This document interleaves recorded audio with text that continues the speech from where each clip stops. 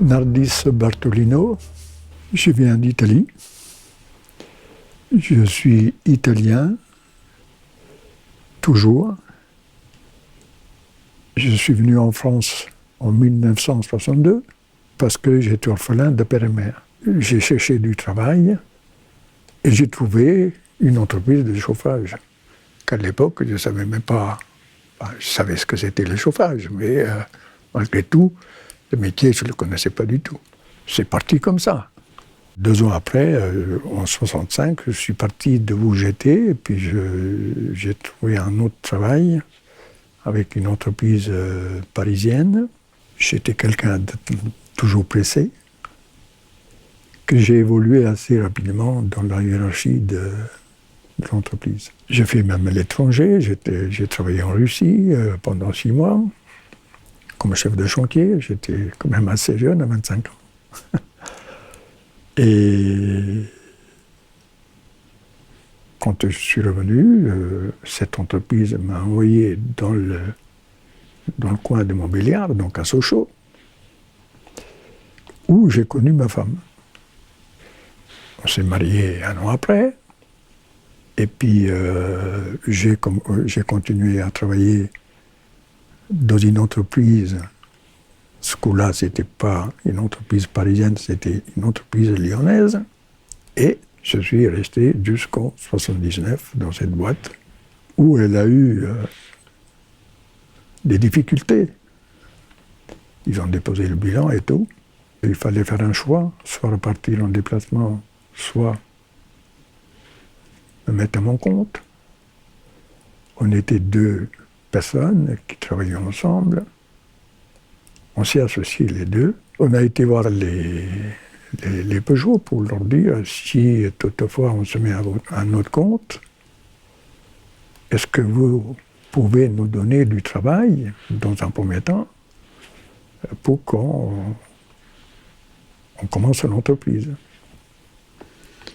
Mais si Peugeot, ils nous ont dit, nous on connaît les personnes, ça nous convient très bien, ok, c'est d'accord, mettez-vous à votre compte, on vous donnera du travail. Et c'est là que UIMI est né.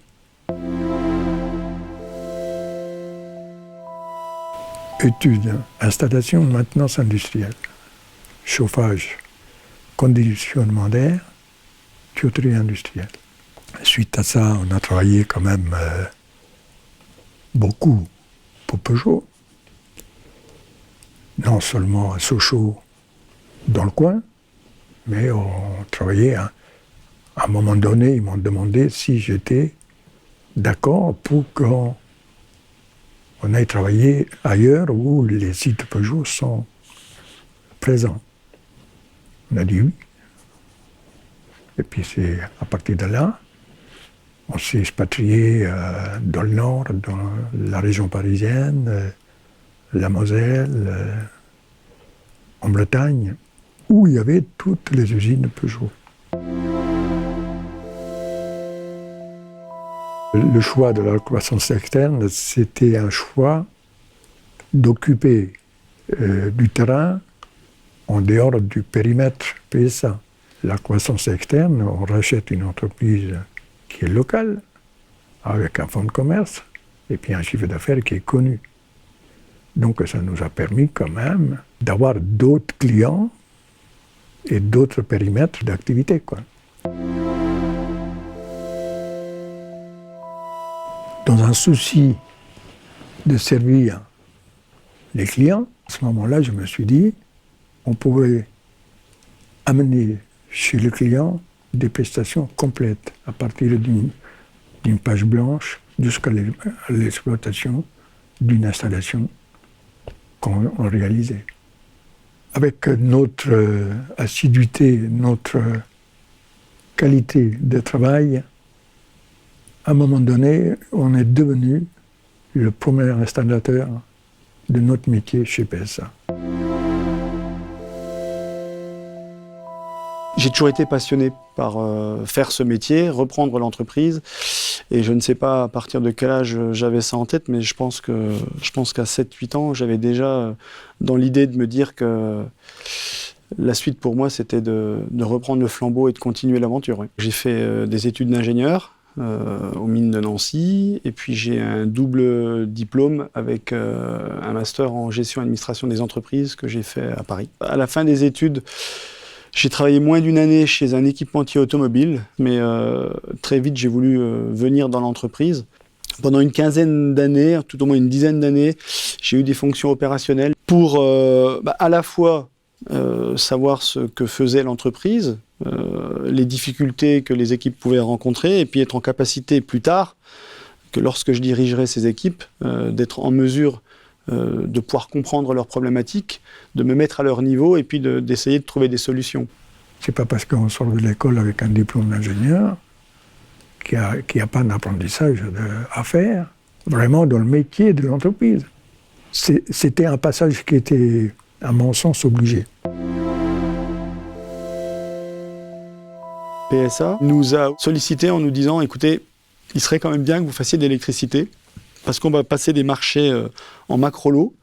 Et donc, du coup, si vous n'y ajoutez pas cette corde à votre arc, vous allez peut-être intervenir en rang 2 et non plus en rang 1. » C'est deux métiers qui sont vraiment en parallèle. Hein. On tire des tuyaux, on tire des câbles. On fait une chaufferie, on fait des coffrets électriques ou des armoires électriques. Donc, la philosophie du métier ont beaucoup de ressemblances.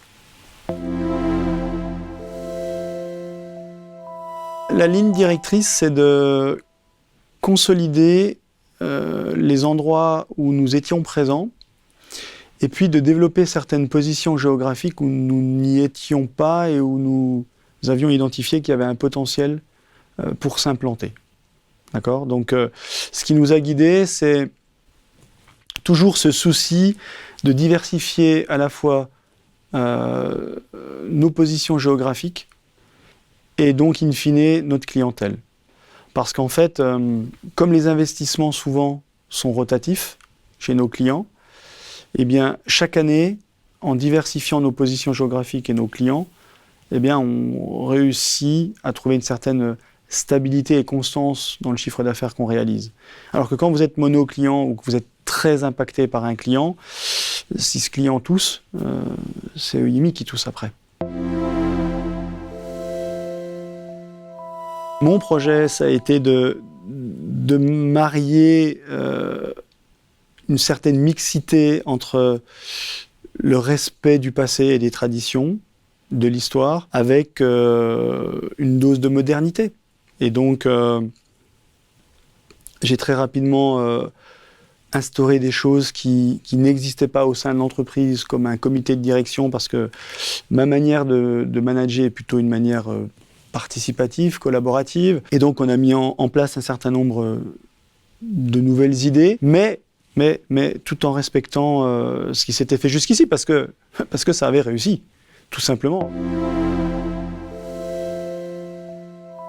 On a un slogan qui dit « penser global, agir local ». On a une organisation qui fait que, commercialement et d'un point de vue de nos réalisations, on va être tout le temps à proximité de nos clients, en créant des agences proches d'elles, et on décentralise ainsi toute la partie commerciale et la partie réalisation. Et après, le groupe et le siège permettent d'apporter des supports au niveau des différentes fonctions, mais qui ne sont pas prioritaires pour le service que l'on doit apporter à un client. Donc on a poursuivi ce développement, on s'est implanté à Reims, on a pris des positions plus fortes dans le nord de la France, également en Lorraine, où nous y étions déjà présents, mais où on avait certaines fragilités, et on a souhaité aussi se renforcer. Et c'est comme ça qu'on a construit et poursuivi le développement de l'entreprise. Dans les premières années où je suis arrivé chez EIMI, on a répondu à des dossiers pour travailler en Suisse. Et puis, je me suis rendu compte assez vite que ça paraissait compliqué que d'aller travailler en Suisse en étant français. Je me suis dit, si on veut travailler en Suisse romande, il faut qu'on s'implante en Suisse romande. Et c'est comme ça que l'idée est venue et qu'on a souhaité s'y implanter et s'y développer. Parce qu'en plus de ça, On allait travailler chez des clients qui se trouvaient à 600, 700, 800 km d'Étupes, du pays de Montbéliard, là où c'est le siège, le berceau historique de l'entreprise, alors que finalement, à 200, 250 km, on pouvait très bien y travailler. C'est pour ça qu'on s'est implanté en Suisse. On s'est rendu compte ces dernières années qu'il y avait des